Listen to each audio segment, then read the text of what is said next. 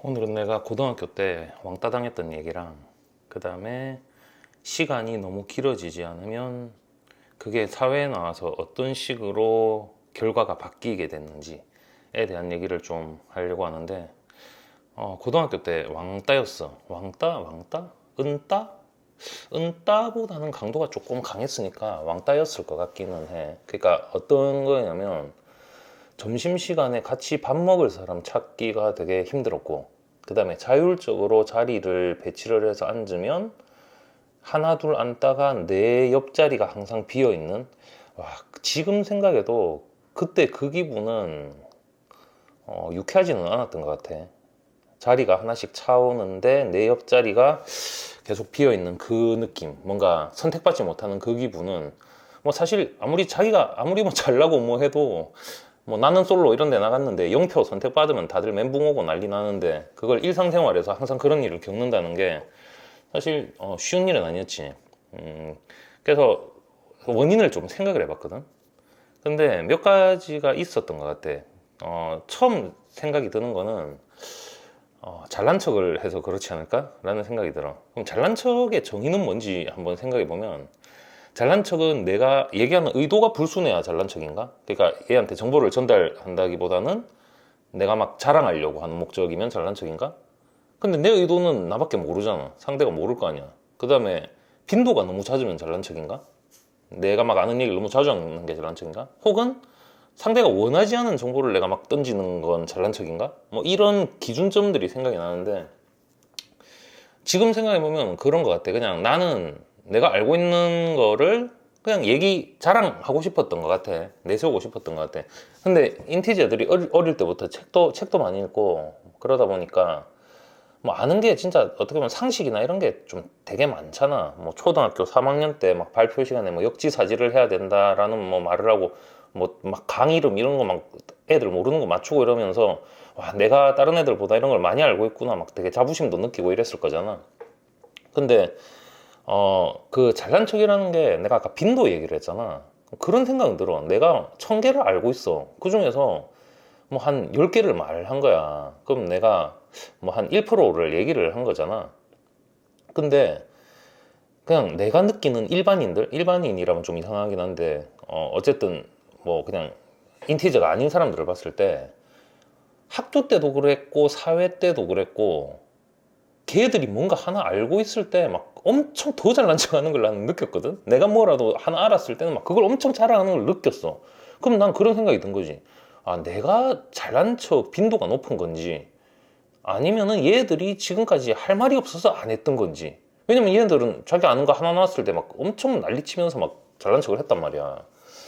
아니면은 그냥 인티제 이런 스타일 자체가 좀 재수없게 느껴지는 건지, 뭐 이런 것까지 좀 생각이 뻗어 나가더라고.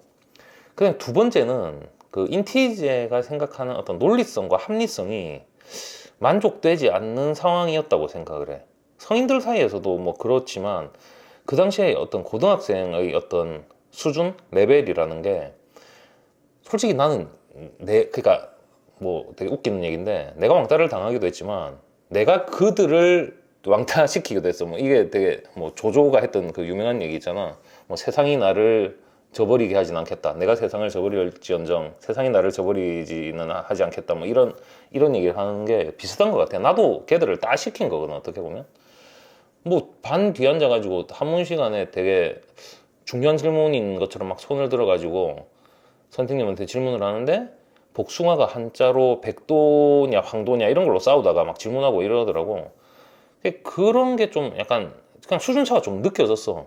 그래서 그 당시에 한참 논리에 대해서 되게 좀 많이 학교에서도 많이 배우고 있었잖아. 뭐 오류라는 것들이 종류가 뭐 되게 많잖아. 뭐 권위에 호소하는 오류, 뭐 정황에 호소하는 오류, 음물에 독약치기, 뭐 말 앞에 수레를 놓는 오류, 뭐 등등 오류 종류가 굉장히 많고, 나는 그때 그거에 너무 심취를 해서 오류 없는 그 어떤 논리에 대한 지향을 엄청 하고 있는 상태였거든. 그러다 보니까 이게 인간들이 하는 말 하나하나 자체가 전부 오류투성이인 거야. 그걸 난 견딜 수가 없었거든. 근데 지금 생각해보면, 그냥 현실 세계에서 생각해보면, 그때 학교에서 가르쳤던 그 오류의 종류들이 이런 이런 오류들이 있으니까 오류 없이 얘기하세요가 아니라 어떻게 보면 이런 오류들을 써서 상대방을 빡치게 하고 토론에서 이기세요 때문에 가르친 게 아닌가라는 생각도 들어.